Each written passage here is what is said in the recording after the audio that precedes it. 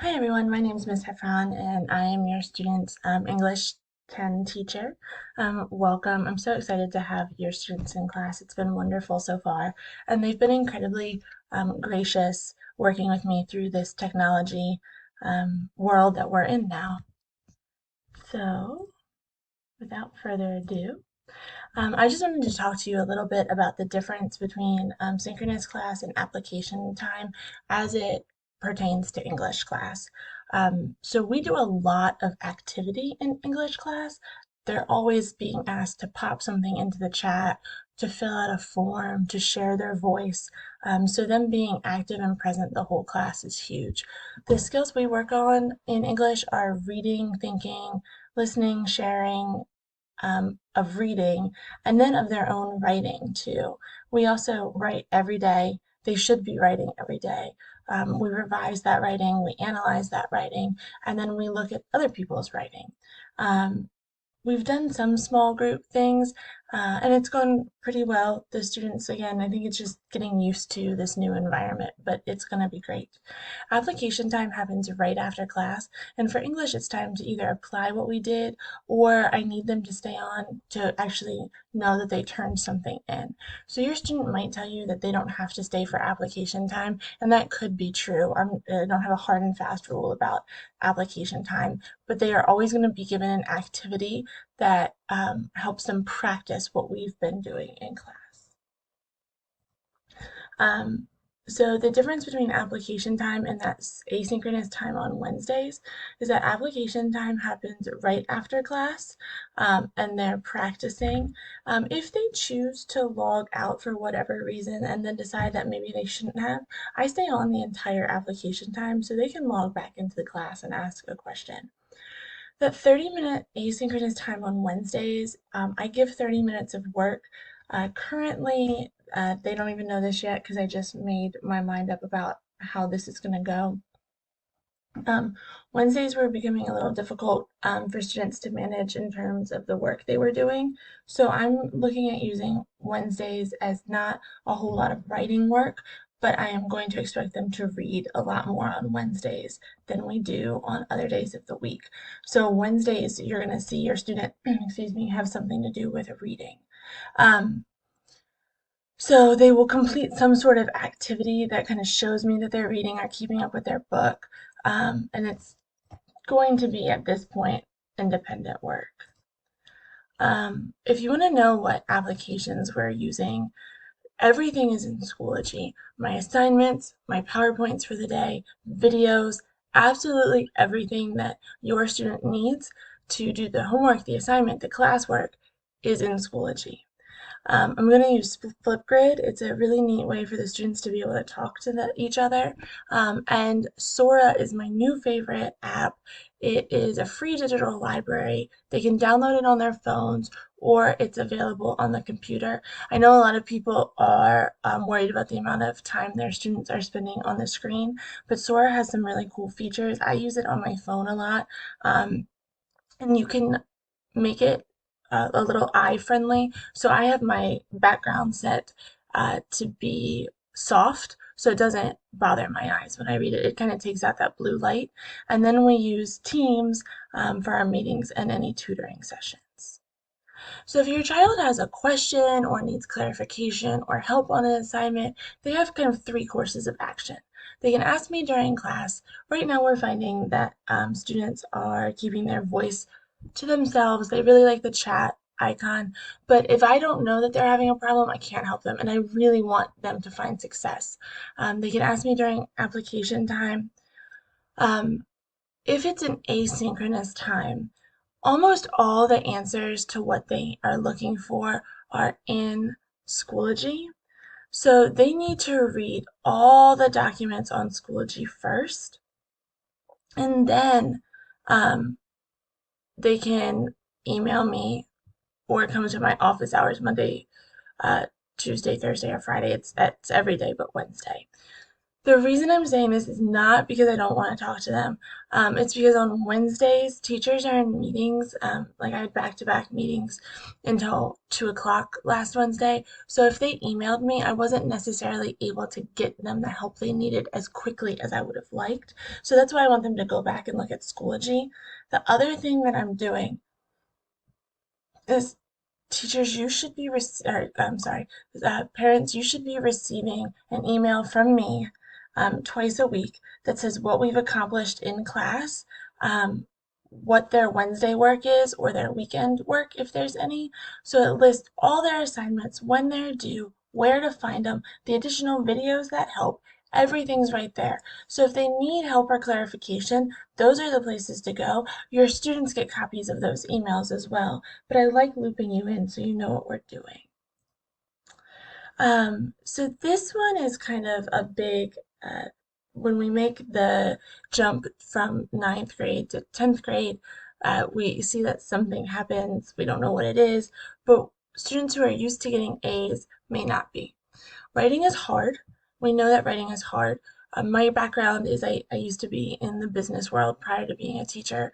And one of the reasons I left to pursue education was because I was noticing this trend of younger and younger people were having an issue communicating clearly and articulating their thoughts and analyzing things.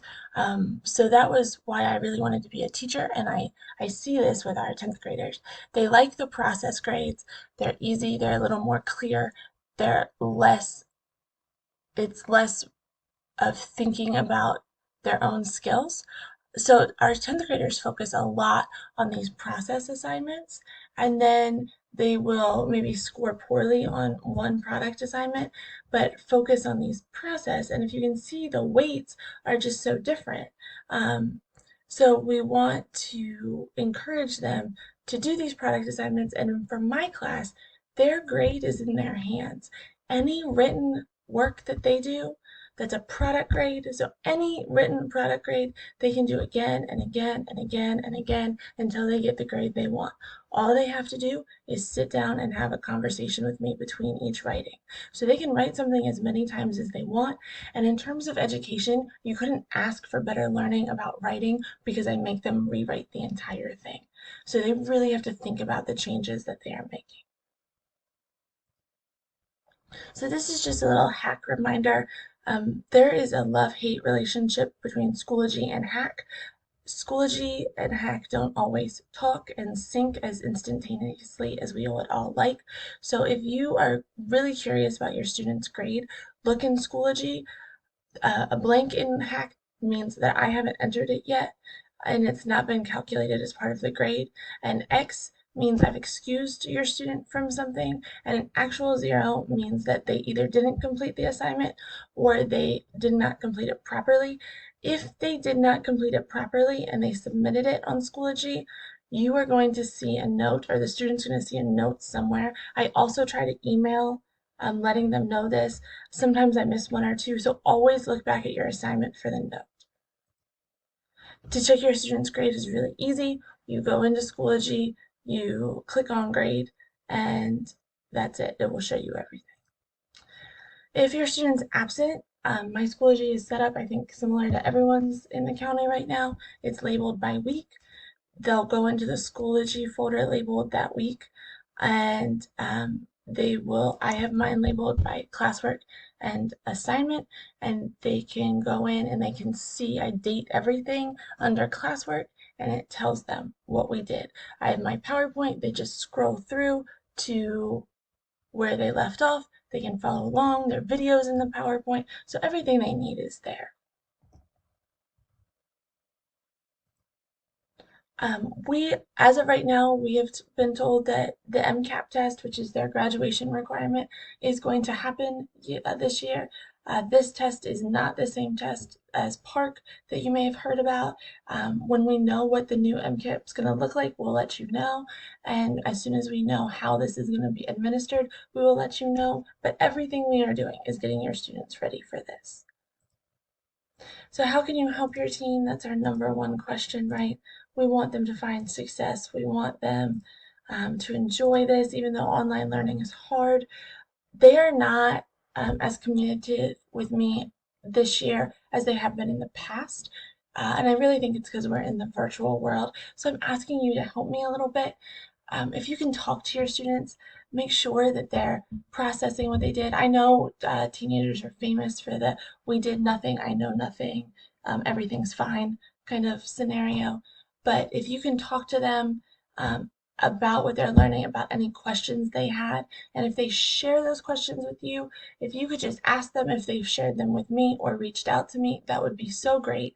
And then the same thing about technology. Um, can we talk if we can talk to them about if it's working or not, or they're staying connected and how they're troubleshooting. In Schoology, I have a link to all the numbers that they would need. Unfortunately, from my end, there's not a ton I can do with technology to help, but um, I can help them in terms of giving them all the places that they can ask. So if they're having a problem and they share that with you, you can then either direct them where to go to my Schoology page, um, or you can help them find that. That would be so great because we don't want them to be frustrated and we need them to be resilient and remain in class. So if they have a little glitch and like they're kicked out of teams, we want them to come back. Um, Ask them if they've turned in all their assignments in Schoology. So I can't take all the tasks emailed. They have to go into Schoology. Um, my email, I'm sure like everybody's right now, is so inundated. I don't want to lose your student's work somewhere, or it doesn't come to my inbox, it goes to my spam or whatnot. If we put it in Schoology, we know it's there and there's an accounting for it. Um, so I'm asking that if they are having a question or saying it's not graded, just remind them and ask them if they turned it in on Schoology. Encourage them to always look in Schoology. This is where directions, recordings, explanations are. Um, so we're fielding a lot of questions right now that are already answered in the directions of the assignment or posted in the assignment or reviewed in the video of the assignment because I tend to make videos so the students can see them. So we need to check Schoology. Um, Parents, you can log in and see if they've completed it. We call this nag and nurture. It's going to be hard, we know, but this is it's a new normal for right now. And that nag and nurture mentality is really going to help them find a pattern and then find the success. So if you didn't pick up your notebook, um, I bought notebooks for each of the students. They are in the front office. You just need to schedule a time. So if you didn't pick it up last week, go ahead and schedule a time. It was great to get a chance to talk to you, and your students are wonderful, and I've really enjoyed working with them. Thank you so much.